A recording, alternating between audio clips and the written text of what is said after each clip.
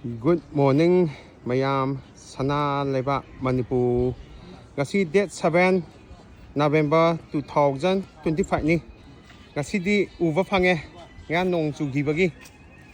Fhajare hengang chai na hina phajawani ngasi di. Ayuki pung manga makai da ni uva phangdu se si je. Phuna maring chingchu phajana uva phangani. Son chai ta ni. Phajado akhoi gi Sana Leibak Manipur je. Aduga khong anigi mathoksu tohonbiu ko mayam. Togdaba di sugawang ni BP wangani atupa laina kaya ama na kani na gadi pesa sangani pesa lekta tuna chigani si hangang chai ni phajado hangang huji chapia gadi phajaba uba phangni lasing mandro sina kabu ipani kang kanda akhoi kaba phangduno phajare